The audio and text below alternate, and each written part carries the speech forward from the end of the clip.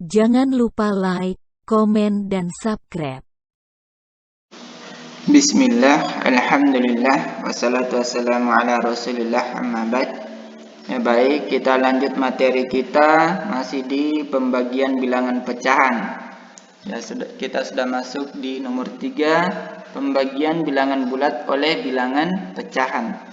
Ya, jadi bilangan bulat dibagi oleh bilangan pecahan. Ya, kemarin bilangan pecahan dibagi oleh bilangan bulat. Jadi perhatikan, jika A per B adalah bilangan pecahan dengan C adalah bilangan bulat, A tidak sama dengan 0, ya, maka C dibagi A per B ini sama dengan C per 1. Yang ini kan di sini ada per 1 ya, tapi tidak ditulis. C per 1 dibagi A per B. Ya, ini sama dengan B dikali C per B. Perhatikan, kenapa dikali B? Karena supaya penyebutnya sama. Ya, masing-masing dikali B. Ya, masing-masing dikali B, jadi B dikali C per B. Ini kan B kali 1 hasilnya B juga, dibagi A per B. Jadi hasilnya B dikali C, ya, per A. Perhatikan, kenapa bisa per A? Karena B dibagi B ini sama dengan 1. Ya, jadi hilang ini. Ya, jadi tinggal dibagi A. Jadi B dikali C per A. Karena kan ini bagi ya. Ya, jadi hasil akhirnya B dikali C per A. Ya, perhatikan contoh 1.31. Seorang apoteker ingin membagi satu gelas cairan kimia menjadi masing-masing sepertiga gelas. Ada berapa bagian yang didapatkan? Ya, jadi di sini ada satu gelas cairan kimia mau dibagi menjadi sepertiga gelas. Ya, jadi berapa gelas yang didapatkan? Alternatif penyelesaiannya, perhatikan di sini ada cairan kimia satu gelas. Kita mau bagi menjadi sepertiga, menjadi tak sepertiga ya. Jadi hasilnya di sini ada sepertiga, sepertiga, dan sepertiga. Ya, jadi perhatikan di ilustrasi ini dapat terlihat bahwa satu gelas cairan kimia dapat dibagi menjadi 3 bagian. 3 bagian gelas, maksudnya 3 bagian gelas ini 1, 2, 3. Yang berisi masing-masing sepertiga gelas. Ya, jadi masing-masing ini berisi sepertiga gelas air. Ya, jadi dituliskan ya, atau dituliskan ini menggunakan rumus di atas. Perhatikan C dibagi A per B. Ya, jadi C-nya itu sebagai 1 dibagi A per B. A-nya juga sebagai 1, B-nya sebagai 3. Hasil akhirnya B dikali C. Ya, 3 dikali 1. 3 dikali 1. Ya, dibagi A. Jadi ini A-nya ya. 1. Jadi ini turun 1. Jadi 3 dikali 1.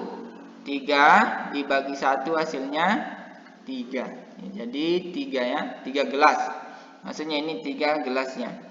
Ini ilustrasinya. Ini menggunakan rumus matematikanya. Ya, kita lanjut di contoh kedua. Pembagian nomor 4, pembagian bilangan pecahan oleh bilangan pecahan dengan penyebut berbeda. Ya, perhatikan. Di sini bilangan pecahan dibagi juga dengan bilangan pecahan, tapi penyebut berbeda.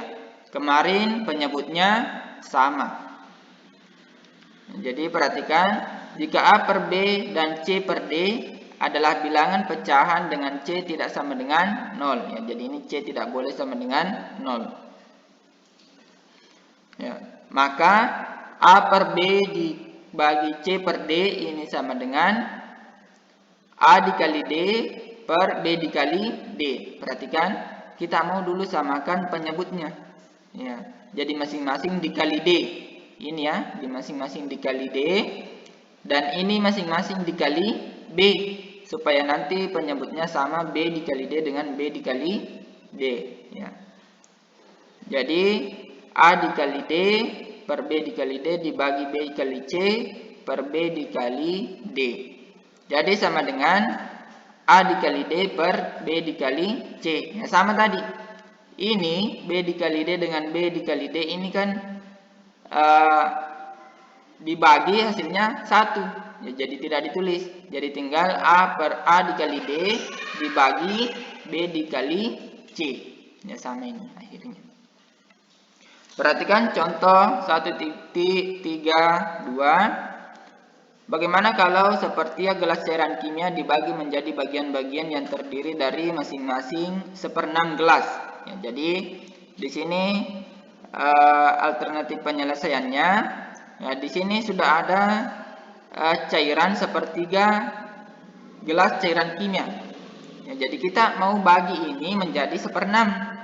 Ya, kira-kira berapa gelas nanti yang berisi ketika dia masing-masing 1/6. Jadi perhatikan, ya ternyata kalau misalnya dibagi masing-masing 1/6 gelas, jadi dia berisi 2 gelas yang berisi, ya, berisi 1/6 gelas. Jadi dari ilustrasi terlihat bahwa sepertiga gelas cairan kimia dapat dibagi menjadi 2 bagian yang berisi masing-masing 1/6 gelas. Ya, atau menggunakan rumus matematikanya, ya, ditulis sepertiga dibagi 1/6. Perhatikan sepertiga dibagi 1/6. Ini sama dengan, ya, A-nya tadi 1, ini A per B dan C per D. Ya, jadi rumusnya A dikali D dan B dikali C.